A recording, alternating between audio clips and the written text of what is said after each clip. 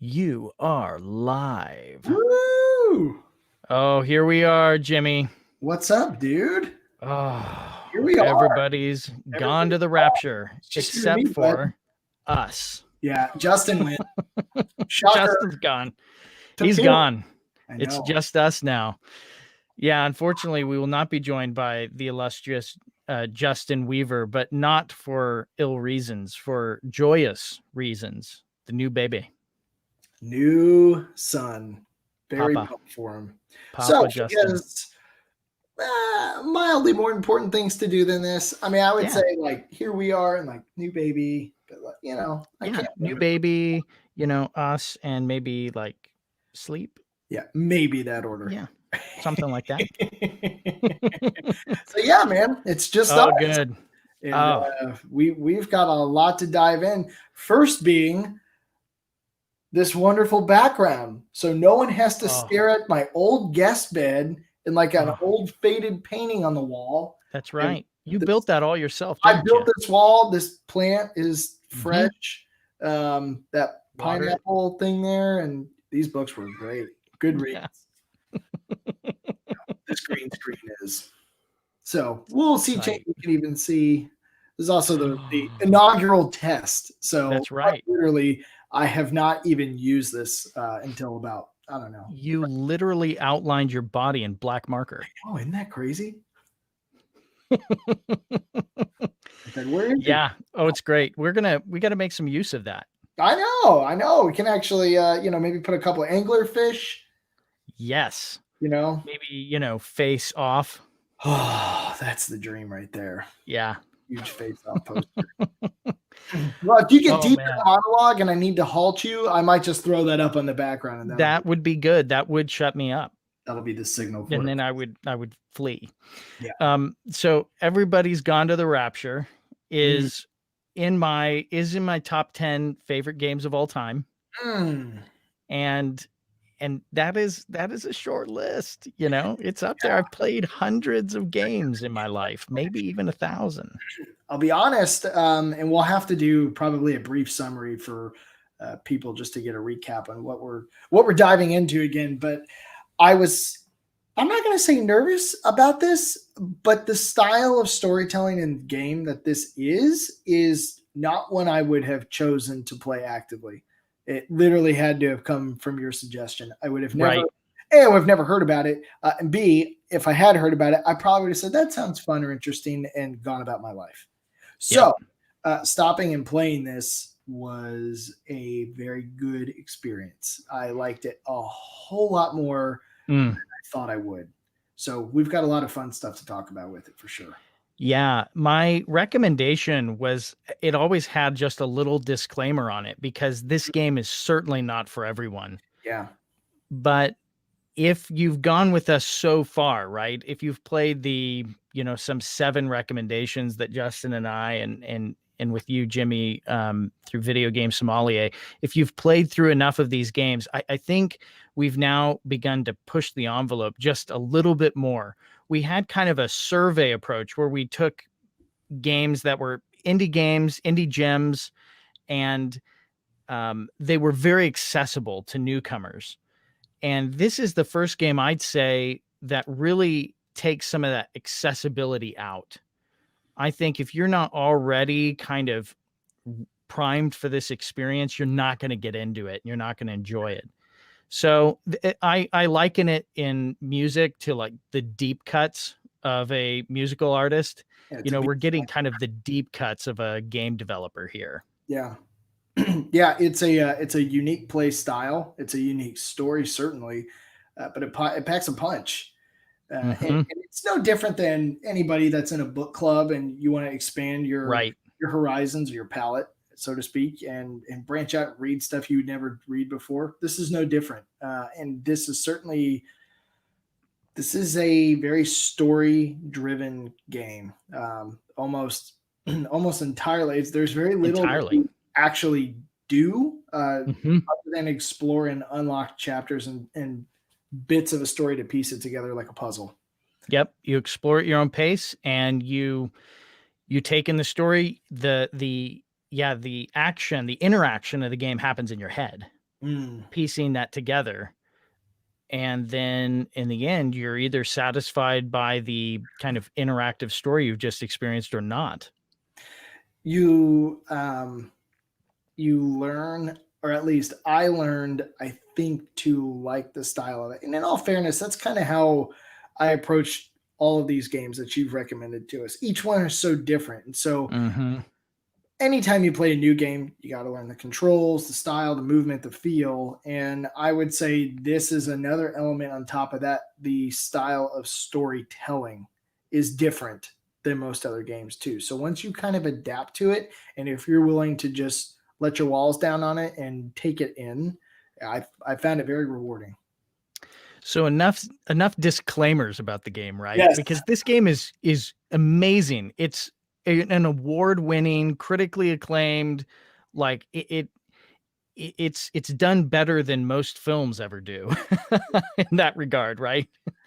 And it's so just to list off some of its accolades, right? It's BAFTA award winning. It's a UK game. It's a UK developer, and it takes place in the UK. So there's a lot of like Britishisms throughout it. Who doesn't love Um, schisms? yeah. The soundtrack won like best classical soundtrack release, like modern day classical sound in the year it came out, and it's phenomenal. It's a requiem, and it dips very heavily into like classic Christian church choral music and style, It's and beautiful. it's gorgeous. Oh yes. Have you listened to any of it like on Spotify? No, but and this is something we'll talk about. I've learned what I notice in games. I have certain things that I'm becoming self aware of what I take in when I play a game. Music is certainly one of them. So, no, I haven't gone to like listen to the soundtrack of it, but every time I was doing anything in the game, I was very present and aware with what I was listening to while doing this. And I mean, music can make or break a game. This made Exactly.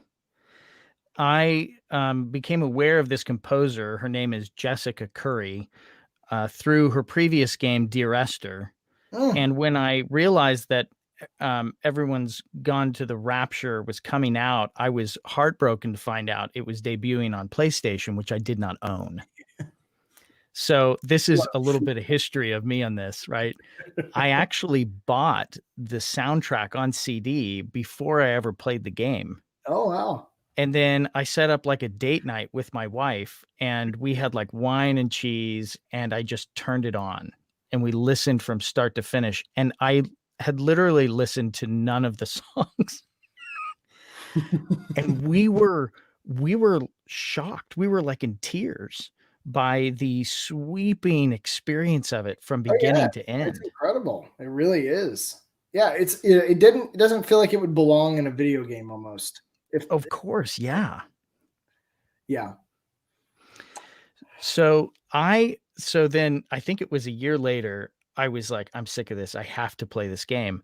So I rented a PlayStation. I went over, oh my gosh, I can't even remember I who it did not was think you could do through. that. I don't think you really can. It was through this like weird place that like finances stuff, but I was gonna do it as a rental, but they were trying to get me to buy the whole thing and to That's finance it forever. Goodwill. Yeah.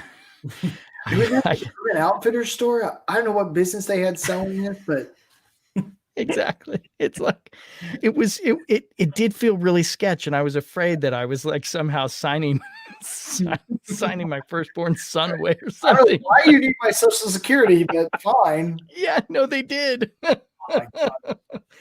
But I rented the PlayStation for a week. I bought the game. I had bought Journey as well because that was another PlayStation exclusive that I had never played. And I played them both. And I must have played this game 5 times in a Oh row in that week. Oh yeah, I played hours. yeah, it's so should we give a real quick summary? Yes, I let's think do that. that then people at least can kind of have a concept of it that we can start diving in because I'm interested to hear 5 times or hours, however that I mean that's so much, and there's so much to explore in it. But without getting too lost on this, why don't you give like a brief outline? Or you do this. I'm curious how you would summarize it. I would summarize it as actually, this is great because I literally knew nothing outside of your description of it. Yeah. I would say, you judging by the poster, the cover, and the title, Everybody's Gone to the Rapture is a game where you enter a small city where there's no one. No one is there. And why? Did everybody just vanish? Were they kidnapped? Was it aliens? Was it, a pandemic? You have no idea. And the title leads you to think this would be very much like a religious rapture, like you read in the Bible, where everybody just goes, disappears. A bad evangelical 70s film. Right. And quite the contrary. What you learn is there is something that is causing people to get sick and die, and not just people. I'm going to say all living things. And you do this by exploring this town and reliving the memories or scenes and moments of these people and things.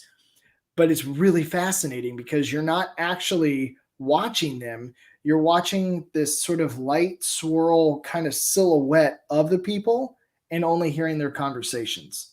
And so you're left to actually kind of visualize a lot of this. Now, granted, you're like in the place where it took place. So if there was a fire in a field and you're standing in the field where there's burnt grass, you would kind of see this light swirling interaction right where that event took place, but you still have to fill in the blanks in your mind. So the storytelling style in this is completely unique in that I'm playing a video game thinking I'm going to see everything, and yet it's saying, oh, I'm going to show you this, but you're going to fill in the blanks too.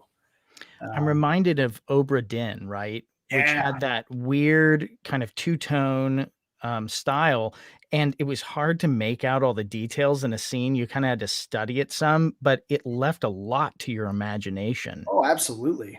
And in the same way, these like recreations in swirling light of people and, circumstances, you see the little like puff of embers that come off when someone smokes. Yeah.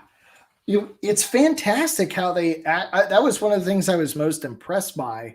Was it would be like a swirling, glowing silhouette that would move on point, and if there were small mannerisms or things happening, it did an incredible job of making sure you knew that was happening. So, like, for example, if you heard like a lighter flick, maybe you would be sitting there thinking, I think I know what that is. And sure enough, you might see a little thing of smoke or a little tiny flame.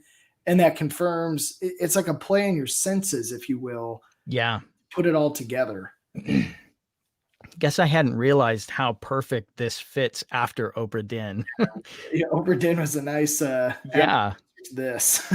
It's like we're watching these little theatrical shows.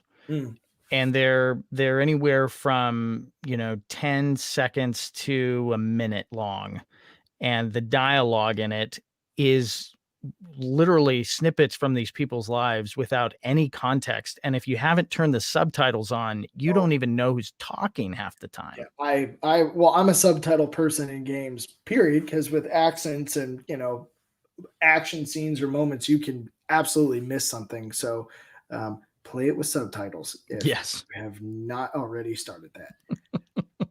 But it was fascinating because it does sort of just thrust you into this world with no context at all. It's no different than like I would even say the beginning of The Walking Dead. Rick Grimes wakes up out of a coma and everyone's gone around him. And of course there's zombies and other things, but in a same way, as much as that guy knew right as he woke up out of a coma. You don't know what the heck's going on. So there's a mysterious element that kind of plays through the whole thing. It reminded me of two films. One was Signs, and I thought a lot about Signs because this takes place in like a small English town. And usually if you're going to play a story or watch a movie or read a book of apocalyptic, scenarios, you're used to seeing cities and large populated areas and newscast stuff. This is like a tiny little farm town almost. It's very isolated. It doesn't feel like there's more than, I don't know, 50, 100 people there. Yeah. And the first story is a minister's dilemma, right? Yeah. And his crisis of faith. And that would also relate to signs. Well, and that's a lot of what I thought about. Here you are in Signs, you have a grand mystery of what's going on a farm in like a small town. And in the same way, you have a minister who is wrestling with, what to do with all of this and how does that affect his view of God and also helping people around him as well.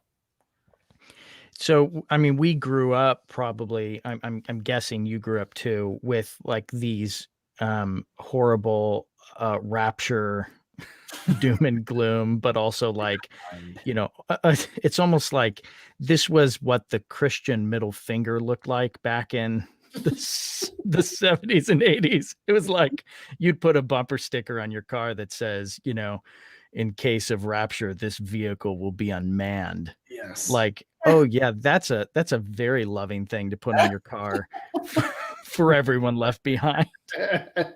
I mean, Yeah. Sorry you didn't make it. I Yeah. don't get that stuff today. Now as an adult and looking back at me like that was just so off base. But Yeah.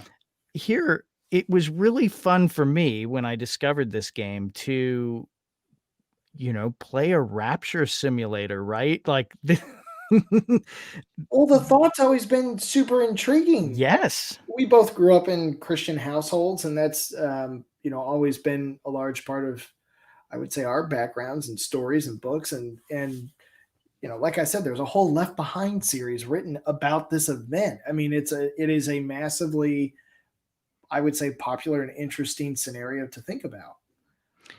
It certainly like was, and people don't do a lot of thinking about it anymore, Yeah, yeah, which made it really interesting to like boot up this game and see someone who is not a Christian, but really has a deep respect for the Christian heritage of his country, yeah. wrestling with a kind of rapture analog. He takes this idea of people, vanishing or transcending, and then takes it in a really interesting direction. Looks at it as like how traumatic that would be for people who were witnessing this happen around them, and so here we're venturing, we're dipping the toe in the spoiler territory, right? I mean, we're going to spoil the heck out of this thing, You but can't talk about this without it's spoilers. so good. The what we learn is that this story revolves around two key characters, Kate and Stephen, and they are two scientists who have moved back to Stephen's hometown, which happens to house an observatory that they're using to study celestial phenomenon, and particularly like numbers in the stars. Like they're looking at some of the more mathematical physics of celestial movements, and they're deriving kind of ideas or properties from it. They're investigating like dark matter and dark energy, these type of things, right? And they happen upon a strange cosmic alignment or something that then causes this entity called the pattern to invade the telescope and house itself in the electronics of the observatory, where it is rapidly growing and spreading as a form of light, as like a sentient light. Yeah, it reminds me. Maybe a good way to think of it is when you see somebody take a picture with a long like shutter speed, and they take a light and wave it, and then you Yep, see the picture. They'll write their name or something. It looks a lot like that, just swirling around doing stuff. that's exactly right. And it has found a way to propagate outside of the observatory, and it passes likely through some kind of proximity between people, but then also through phone lines, and then later through radio waves. And so Kate locks herself in the observatory trying to decode what this thing is. Is it alive? What does it want? What is it doing? What is it, Here. you know, yeah, why is it here? Why did it come? And Steven, who she's married to, they're having a rough marriage. He's running around town like a chicken with his head cut off, trying to stop this thing, mostly by just scaring people and doing weird stuff. Well, and in all fairness, it's funny you say that because it's very much how his character is not calm at all. It's like he just Oh, goes into panic mode immediately, so and caustic. when anybody's panicky, it's not good. Your strategies are probably not the smartest or well thought out, and particularly when it involves this new space light phenomenon that you couldn't possibly know the first thing about. You just have a recipe for disaster, and that's pretty much what the man's doing. Yeah, he's totally unhinged, and he becomes increasingly more so. He's already a very caustic person, and so this brings out the utter worst in him. Mm, And I think that's partly the point, you know. yeah. I mean, we had a rough day as a country, if I Mm, can just say, right? The 100%. pandemic and our, presidency has brought out the worst in some people. Mm. And so this game, which also they describe the whole thing as a quarantine and a kind of flu pandemic, It was very fitting for the it time. fit, it really fit, didn't it? But it's fascinating when I thought about that a lot too, actually, because you're seeing one of I don't think the character Steven is intending to cause panic in the sense of, hey, Yeah. doing this maliciously. The guy cares and he does want to stop it. So I think he's doing it with good intentions. He just has a panicky way of going about it, and that just doesn't help anything or anybody. And it's interesting to stop and consider that. Look at how we responded to the pandemic last March and April when lockdowns began. People were flocking to stores and buying stuff and toilet paper. I mean, Yep. these types of scenarios and moments, it brings out the worst in people. And we see Yep. that in other movies and stories. And so you're kind of watching this unfold in this tiny town. So it's a much more concentrated and intimate setting. But nonetheless, you're seeing some people break down in ways that they wouldn't if things were normal. So, so as we walk through this town, it would seem that the story would revolve around these two characters, but they actually kind of sit in the background and we get little bits as then we zoom in on like other individuals in the town. And it turns out that this is 90% of the experience of the game is getting to know, you know, Joe and Jane townsperson Yeah. and what they were doing at a given moment. And it quickly gets heartbreaking. It's rough. It's rough too because unlike the Rapture, where people would just vanish in an instant, people are getting sick and Yep.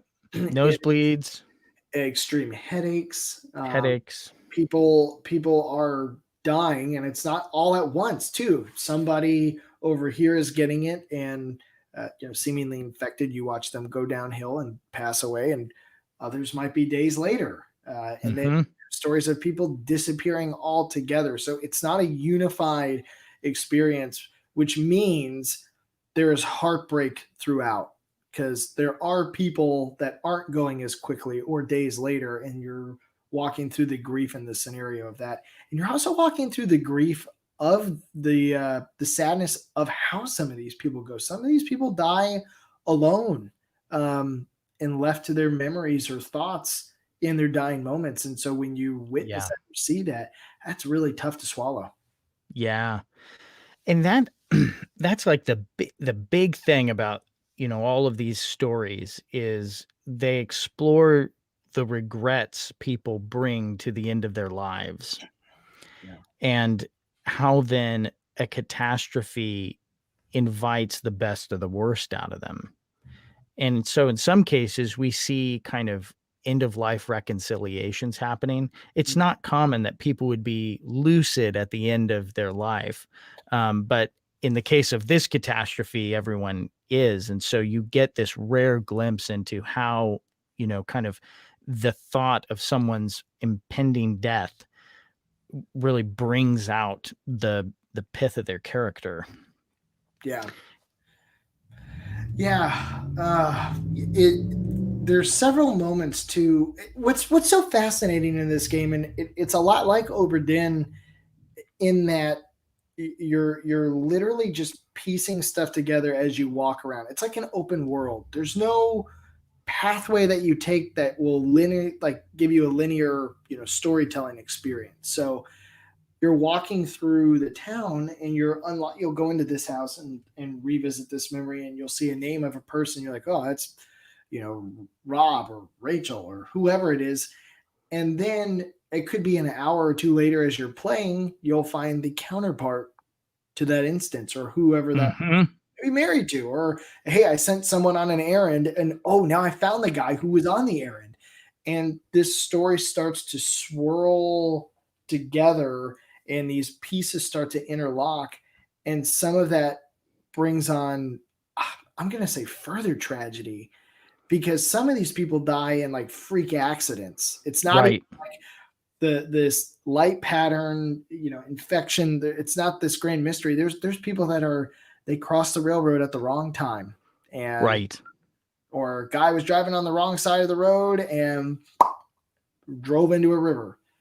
You have freak accidents, but they impact the story nonetheless. And that's a wild thing to stop and think about, because we get so wrapped up in how and why are these people dying, but in the midst of all this panic, you have other people dying in just other, I'm going to say, more natural freak accident ways, relative to whatever phenomenon's occurring. Yeah, we kind of get these three levels. We get the people that, this catastrophe is taking, the rapture itself. Then you get the people who are panicking and making poor decisions and then, accidentally hurting or killing other people. And then you get the big thing about Stephen's involvement, which is the contacting the government and convincing them to drop a nerve agent on the town in order, to purge the infection in the region so that it doesn't spread and basically encase the globe. Yeah. And that's, that kills a lot of people.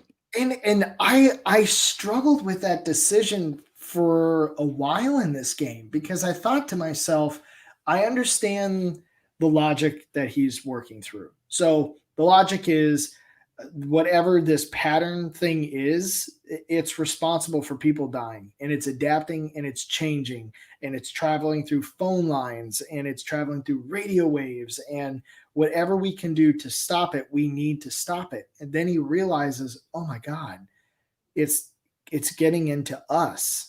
And the only way to stop it from spreading outside of this village is if the host, us, if we are dead. So unfortunately, the best way to end this is to end all life in this village. And that is an unbelievable threshold to reach in such a short period of time. But what I struggled with was watching how fast this light pattern adapts and spreads. What makes you think it's incapable of spreading, beyond this town? Like, why did everybody have? I would have thought that he would sit there and think about it for a second. If this thing is so, advanced and it's spreading, killing us isn't going to stop it from spreading to the rest of the globe. And so, you're right. But even in later chapter, and I'm jumping way ahead here, and some of Stephen's most intimate moments in this bunker late in the game, he even admits, I may have miscalculated. I may have really messed up with this. And that is a huge boulder to put on someone, and to carry that weight. But I did struggle with that. Hold up. We're already calling in missiles? I know, right? That's going so fast. And honestly, I kind of get that panic response, Yeah, but from a scientist, you would expect there would be a little bit more data to back it up. And you don't really see Steven doing more than just scrawling random, equations on walls and, painting symbols. And it, yeah, it's more conspiracy theorist stuff than it is, a logical investigation. yeah. For example, Kate has a much more um, she is Yes. acting as you would expect a scientist to act. Oh wow, a crazy phenomena. We need to know everything there is to know about it. I'm going to lock myself in this observatory and study it until I know what's going on. And maybe not every scientist behaves the same way, but I would have thought at least there would have been some level-headed rationale to it. Well, Given Steven's response seems to be, we can't know what it is. We don't have time. So instead, we just have to make sure that everyone is locked down and we cut off all its modes of transmission. sure, And so he seems to be not studying the virus as much as he's studying the transmission of it. very fair. And once more, like I said, his motives I don't think are bad. I don't want people to die and get sick, and if we can prevent this from escalating further, then we have to. So I don't think he's necessarily wrong from the heart. But yeah, I mean, calling in the But government for nerve gas to wipe out and your town. he doesn't explain anything to anyone, right? He just wanders around in his own thoughts. And I mean, this is kind of who the guy is. He is Yeah. so self-absorbed. Oh my goodness. And I mean, Kate is too. They're like the worst examples of scientists. So I thought about that as well. One of the things I noticed was I was like, man, this guy is kind of a scumbag. Yes. You learn not only is he crazy, but he is having an affair with Kate, with a previous fiance of his, a girl he dated, and they were engaged and broke it off. But the kicker element to that whole thing for me was his mom. His Yeah, mom did not like Kate. His mom did like Lizzie, the prior girl. And in fact, she is taking the liberty of interjecting herself in their lives and everyone else's lives in the town. of She's course. an annoying woman. But she is trying to get them back together because she likes the girl better. But I thought about that even for a moment. Can you imagine growing up with a mom who does stuff like that? Who's so ready to impose her will on her son. I want my son to marry this girl, so I'm going to impose myself to help turn the knobs and move the chess pieces to make things happen to what I want. And so it stands to reason, at least to me, your son probably picked up some of those behaviors growing up. So is it really You're that right. shocker that this dude is that much of a jerk? Maybe not. I went a little deep thinking about that, but That's real funny. I was like, man, this mom's annoying and this guy is annoying. It isn't helped by the fact that the voice actor for it, who does a phenomenal job, just turns up the snide to 11. He is just dripping with contempt for half the people he talks to. And it's like, gracious, whoever could fall in love with this guy, I have no idea. He is an asshole. Yeah. Yeah. Yeah. And on a complete side note, kudos to the voice actors for this game. So good. This is not like one of those things where you're playing, like an Assassin's Creed game and the guy's talking and the mouth is kind of moving and you're like, oh, he's sort of into it. Like in a game where you're left to piece together the scenes, the voice acting is literally what drives this entire thing home. When people are sad, like the characters are sad, you hear it in the voice.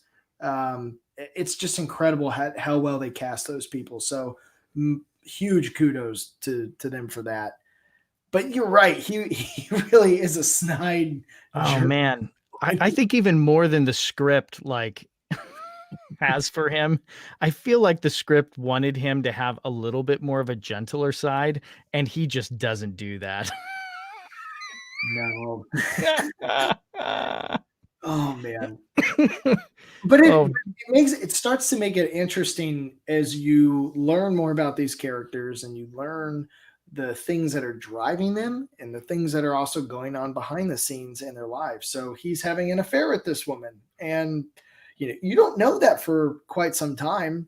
And in the meantime, you start to meet all these other secondary characters who also are in crazy situations, be it by choice or not, yep. and how they choose to handle them. Um, So I gave the affair a lot of thought when I played through it this time because um it's kind of an obvious bad thing that people do, right? Like, oh, that person was unfaithful to their spouse. And what really struck me on this playthrough was how much the game seemed to be poking that as something that is a bit of a distraction. It's like eh, when we come to the apocalypse, right? We come to the end of the world. We talk too much about the affairs that people had, mm, or we talk too much about, who did what. It's almost like we're gossiping about each other at the end of the world, as opposed to really, kind of rising to the yeah, like hi- the history, the unprecedented historical moment we're about to enter into. It's just like we elevate our own stories above the story of the end of the world. mm, And that is, I think, one of the things the developers really wanted to explore through this game. They coined the term, or they found the term, cozy catastrophe. It's like mm, the English way to have an apocalypse is to is to bicker about, whether we did tea at the right time right. on the Coming last day of the world. last day of the world. Yeah.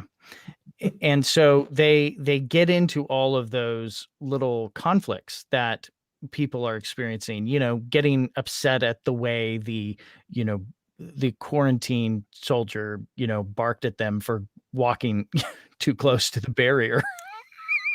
You're like, that's so rude, and that's the thing on their minds as, the world is ending.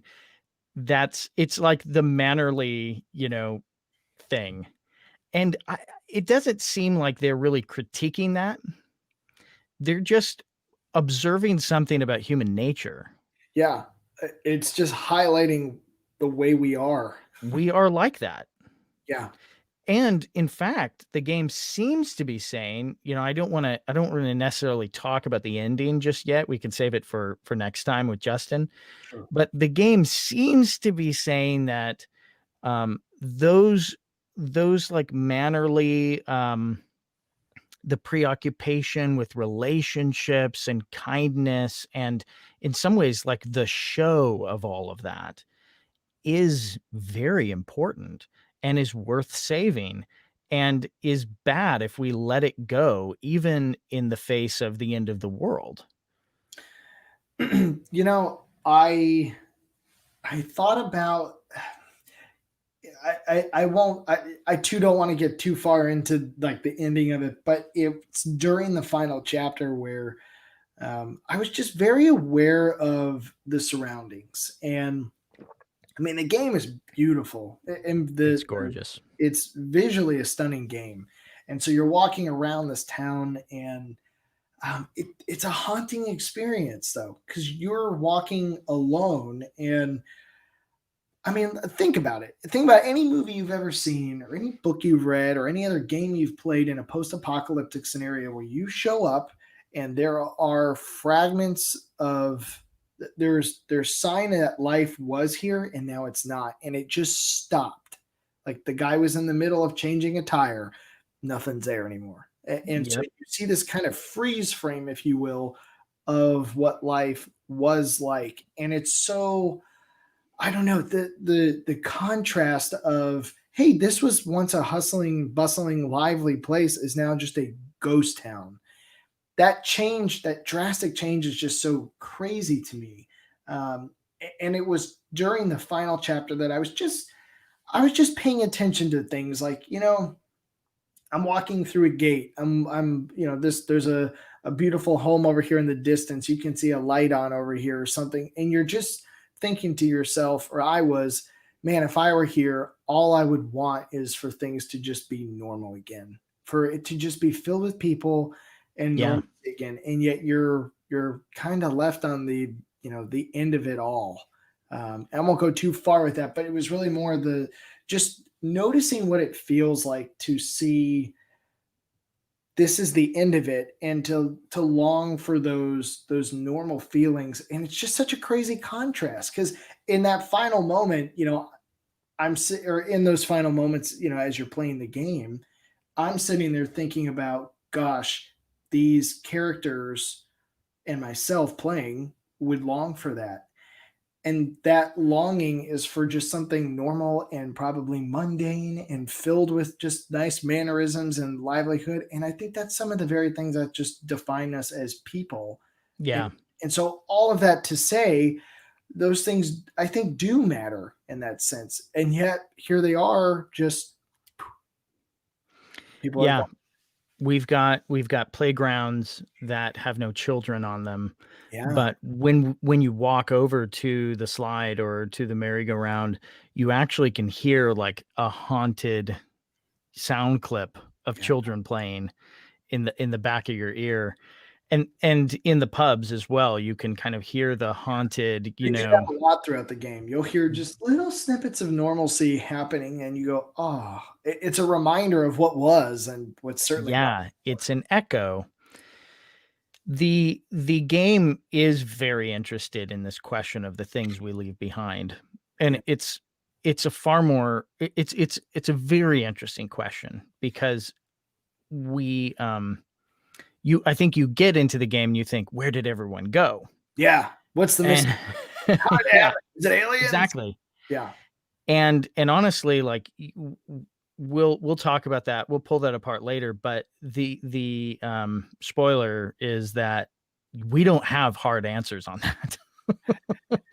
We have some very vague philosophy on it in this game. But what we do know is all of these things that were left behind, and particularly the relationships between the members of this, rural town and farmland. And and so this whole game is presented through this core family that has a few relational fallouts. Mm. You have Stephen, who moved away from, his childhood sweetheart and from his mother and from kind of the whole story and plot that had been laid out for him in this small town. Because born in a small town, die in a small town. You know, you're going to marry the girl next door. This is kind of the whole idea. And he wanted more, right? So he went to the States, he studied, got his doctorate, he married someone brilliant and smart and a workaholic, and he liked it.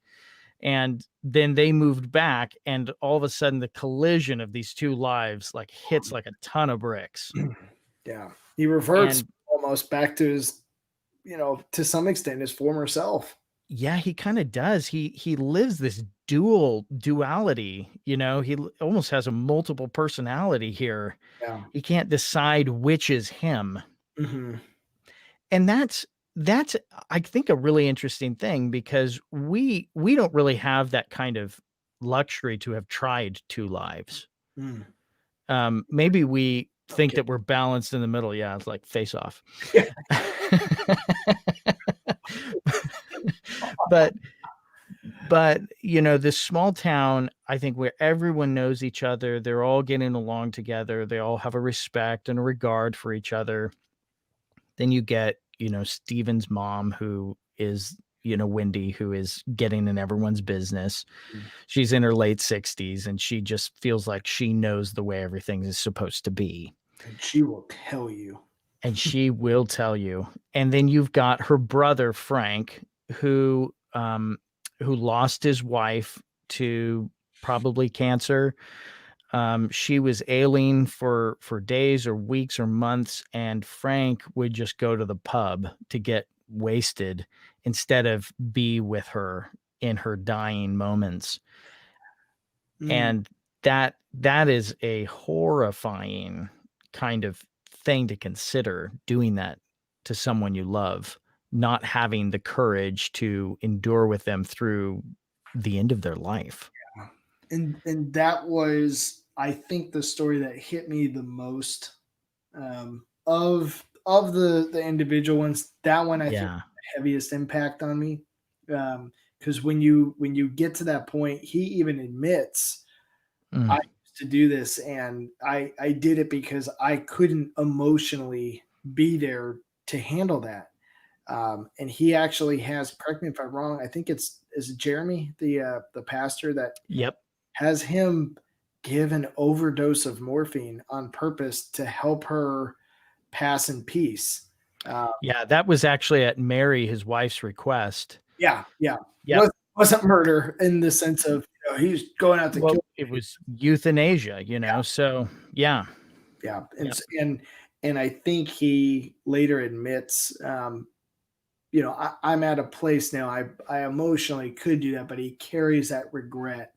And it Oh, was just a very honest and profound scene, and it was, it makes your heart break. I mean, one, losing, I would be sick to my stomach at the thought of losing my wife, and much less, how do you handle the emotions with it? So you can understand why he goes to the pub, even though that's the wrong answer, and how to handle that. But that's what he did, yep. and to see him working through that, that's what he's thinking about in his final moments, is that reconciliation of, oof, that's a lot.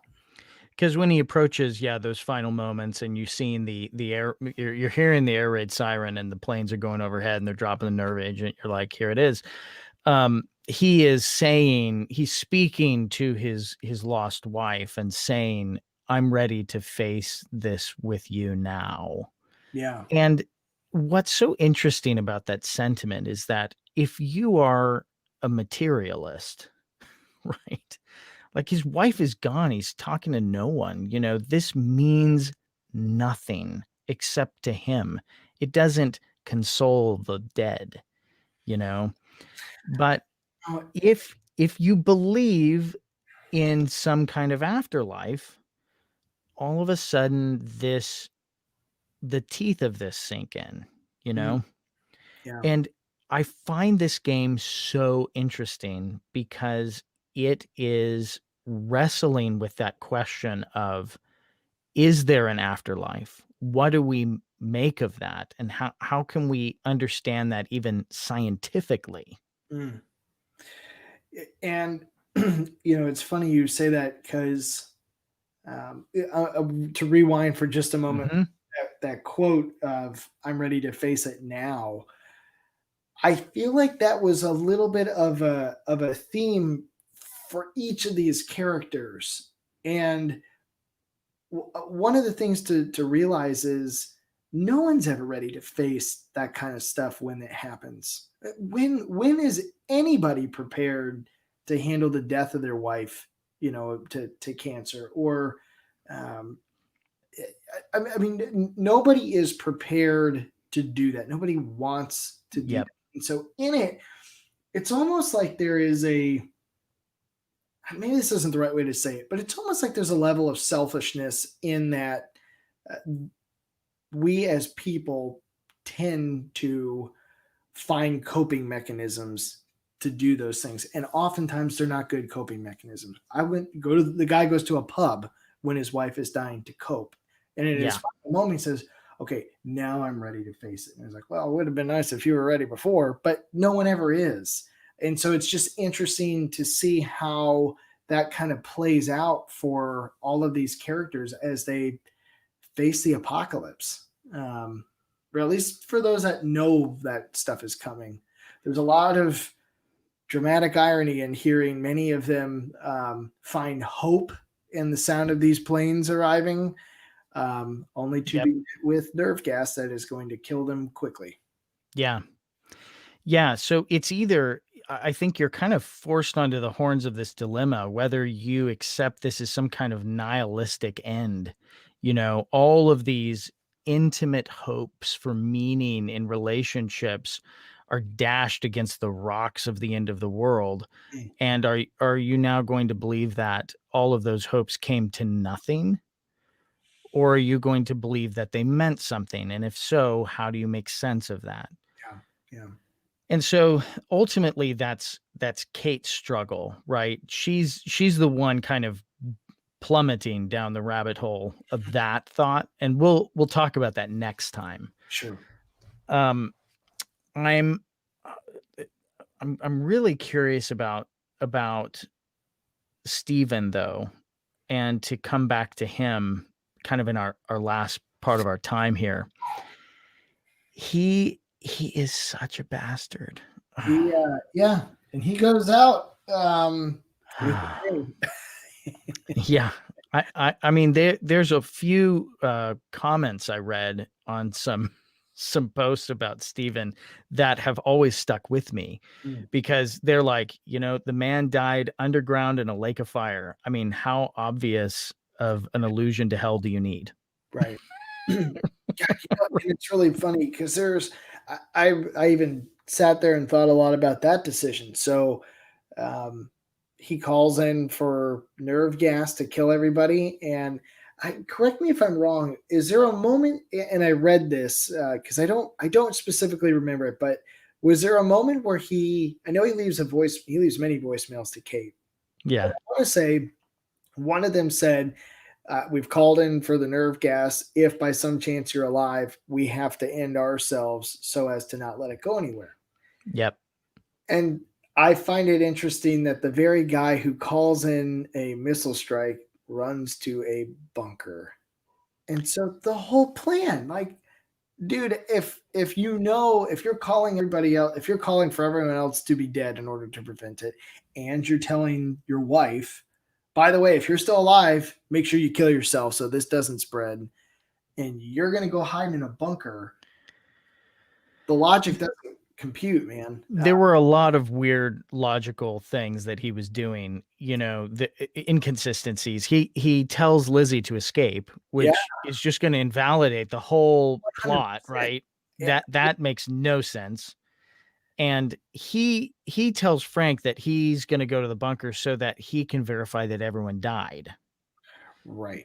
so that he can be the last one alive. And I think his intention by that point was to kill himself after that. And that's what he says to Kate, you need to make arrangements, Mm, as he said. Now his arrangement was a jerry can of gasoline and a right. lighter.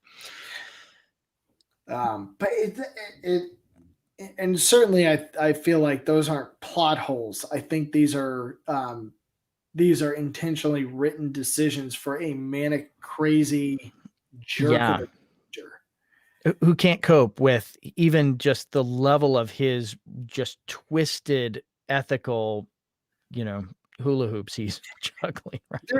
There's a memory he relives where you can clearly tell he has angst towards his dad, who presumably Yeah. died, years and years earlier, probably when he was young. Yeah, or Uh, in the war. Yep. and his dad um, was telling they caught a fox in the backyard, and the dad was telling stories and memories to this fox, just talking out loud to it, and he showed envy of, man, my own dad doesn't even tell me that, and I'm his actual son. And so I do think there's a lot of dysfunction from the parents that have dribbled down into this guy for sure. Uh, Yeah. that being said, the decisions he's made are questionable at best, and it is a rough ending for this guy. Yeah, so he narrates this fox story. He feels jealous, but he goes out to feed the fox. The fox bites him, and his dad beats the fox to death with a spade. And then the dad admits that it's just a dumb animal. Yeah. And so Stephen likens this liquid light, this pattern, to a dumb animal. But a commenter on the internet said that Stephen is like the dumb animal, Mm, lashing out in fear and not with thoughtfulness. I would buy that. I didn't even think about that. I didn't And either, but it thankfully, makes so much sense. I think that adds up better when you really stop and think about it. And Yeah. honestly, that's really the perfect God. We just spent an hour talking about his craziness. And in reality, that's probably the best way to describe it. A animal in fear making no sense. It's like, chasing a dog or a cat into a corner. They're going to panic and do things that they wouldn't ordinarily do and attack. Exactly. And that is pretty much what this guy has done. We all want to be the best of ourselves at the end of the world, but the fact is those kinds of stressors are almost designed to bring out the worst in us. Yeah, yeah, you'd like to think that you're going to be somebody who will be helping people, or caring for your family, or loving them, or protecting them in a nice way, and instead this guy is just calling in nerve strikes. And by the way, the guy that he calls to perform Clive. the strike, his family lives there, and Yeah. even that guy's like, "Don't ask me to do this. I'm killing my own family." And Steven's like, "Dude, you know what you got to do." It's like, how Well, callous. Steven like cusses him out. Yeah. Yeah, it is a rough Yeah. it's a rough chapter to walk through. Yeah. And so I'm curious, in that moment where um, do you feel like there was any change in him in his final moment where he's encountering this light, and that's when he realized, okay, I may have messed up. We just killed the whole town, and the light has found its way into the bunker, and it is staring at me. And he's talking to this light pattern, and he says, "You're not going to take me. I'm all that's left. I'm dousing myself, and I will burn my body alive. You will be alone like you were before." And this game, I think, really plays into the theme of being alone, loneliness Yep. with it. And right before he's about to light his lighter and kill himself, the light gives the shape of Kate, and he sees her, and he says, "Kate." And as he reaches out to touch her, he drops it and goes up in a smoke of flames. And so I'm curious, what did you make of him? Or maybe you've spent time reading on this, haven't. What do you think that meant to him seeing Kate? Do you think there was any internal change in that final moment? Well, I have thought a ton about this because that moment really encapsulates everything you've been doing as a player in the game. You've been observing things that the light is showing you. You have been seeing Kate and you've been seeing Jeremy and you've been seeing all of the people in the town in their various moments. Is there anything the light has shown you in the story so far that has changed you?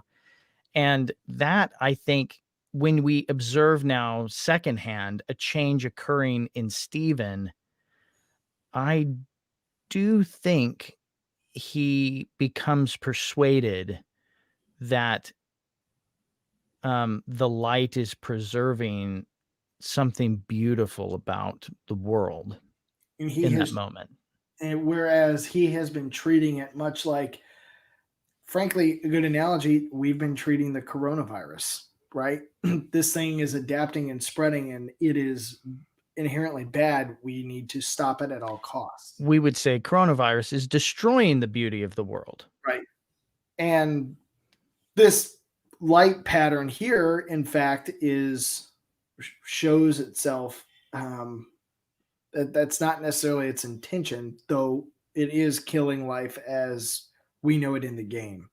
And Yeah. again, we'll talk more about the ending and other pieces to it. But I just found that was you're just playing Steven being a jerk and a crazy panicked guy doing horrible things all the way until the very end. And it's one word. He just says Kate. And Yeah. that was a moment, though, that is so loaded. Yeah. Yeah. Maybe I was wrong. Mm. Yeah. Yeah. And what that's got to feel like to be your last thought. Oh, Well, shoot. is it enough of a conversion, right? Right. Ultimately, I feel like this take on the Rapture is so much more authentic than the old stories we grew up with because it's dealing with death as it really is, or the cessation of bodily existence, right? The end of our mortal lives. It deals with very authentically, and it Yeah. puts us in the shoes of lots of different kind of people who are dealing with regrets and guilts and triumphs and tragedies in their own ways, and the ways that they hide or they reveal. You get Rachel's story, who adopts that little child, That you one's know. heartbreaking. Oh, it's so heartbreaking as all of like the children in the camp, have gathered around and they're like performing Peter Pan, right? The Dude, boy who that was, I mean, we've played, what was the Edith Finch? I will Yes. ever be scarred by the bathtub chapter. That It's that like the will bathtub chapter. that will rip me apart every time I think about it. And this little scene, there's a moment where, is it Lizzie who's It's Rachel. no, but Oh, who's the one oh, that's leaving? Yeah, it's Lizzie. She's Lizzie. bailing, and Yeah. I feel horrible, leaving all these people to escape, but the kids are putting on a play for Peter Pan. They love it. It'll calm them down. And I'm just sitting there thinking, oh, this is so horrible. These poor kids. Like, how can you possibly leave them? Like it just rips me up. And Yeah. anytime it has something to do with kids, I mean, that just it just tugs your heartstrings. But that whole chapter and scenario, Rachel basically adopts that little baby, and these kids are in this play to just try and cope. They don't really know any better, and meanwhile, the end of the world's happening around them. Yeah. It's heartbreaking. She's singing a lullaby to the baby, and Charlie, who witnessed her dad get killed, Yeah, comes into the room and just kind of spends a few moments with her, and the planes are like coming. yeah. And you don't know there are other people in the room because they're not illuminated until they die. You see all of them pop up, There's and like it's like, 7 people in the room, resting or sleeping, right, on makeshift beds, alone or in each other's company, right? And that's, oh man, it's another knock against Steven because he's the one who convinced Lizzie to leave. And Lizzie's such an interesting character because she oh, kind of feels like she's locked in to her life in this town, and she had that accident that made her a cripple. And then she gets pregnant, with, I guess, Steven's child, and she has made the decision that, she's going to strike out. She's finally going to do it even without Steven. But she's also leaving behind all of her relationships in the town at a time when those relationships like really need her. yeah, it's like the worst possible time to Yes. do something. Yeah, oh, it's brutal. And then you play the card of I still get pissed at Steven. I'm like, dude, you didn't need to call in the airstrike, man. Like, I mean, but again, he does, and even if he hadn't, this thing probably still would have swept the town and killed them all anyway. He was not a believer in whatever this liquid light was peddling. Right, right.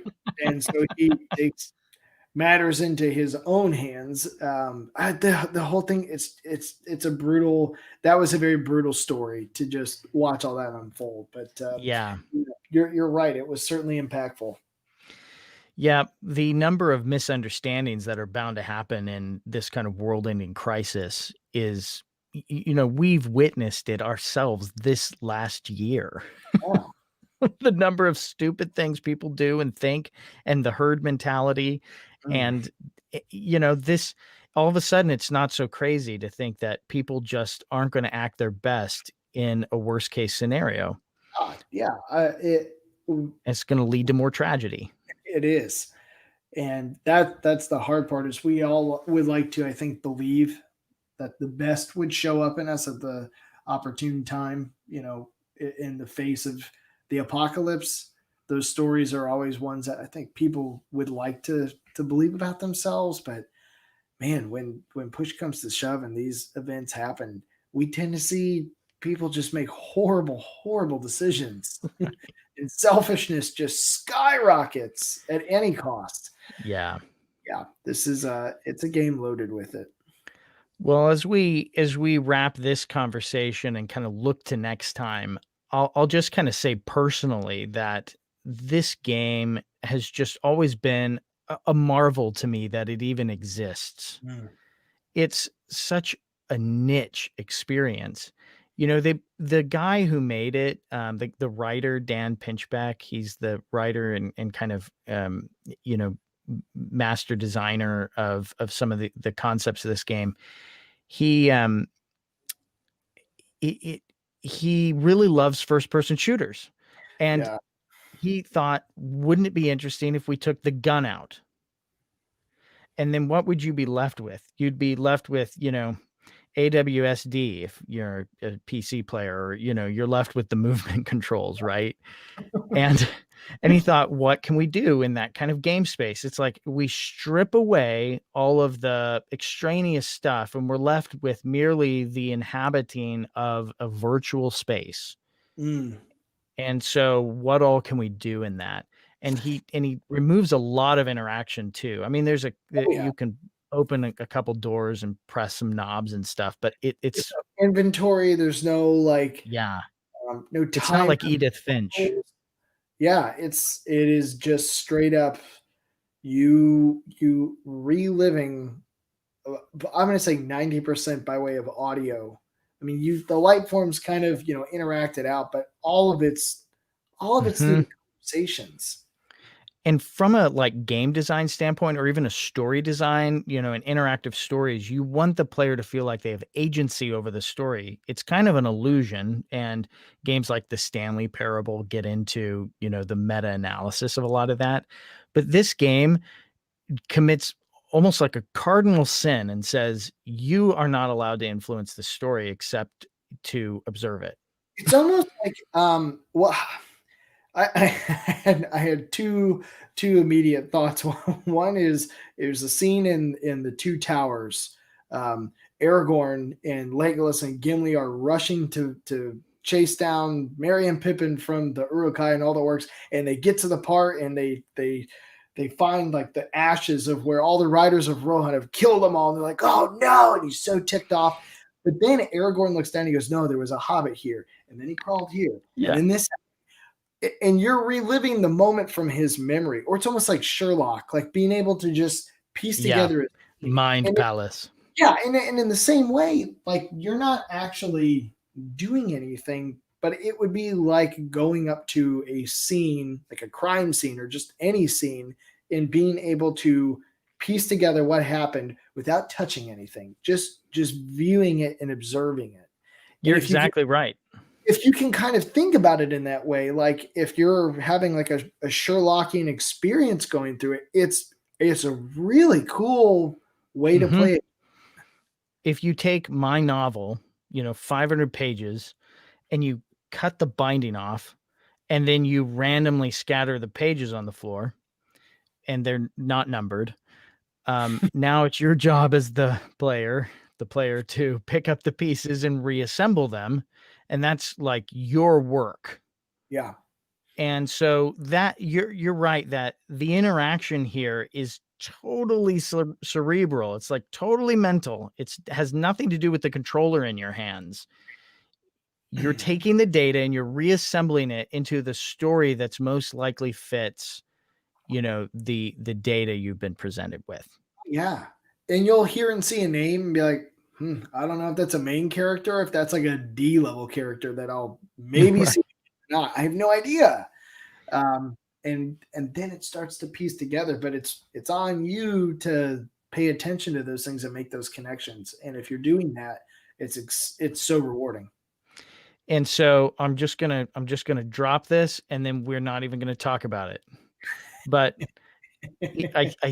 my guess, this is my hypothesis, is that this is, the Chinese room's kind of thesis. Mm, It's that any afterlife that we would enter into, we're gonna have to pick up these pieces.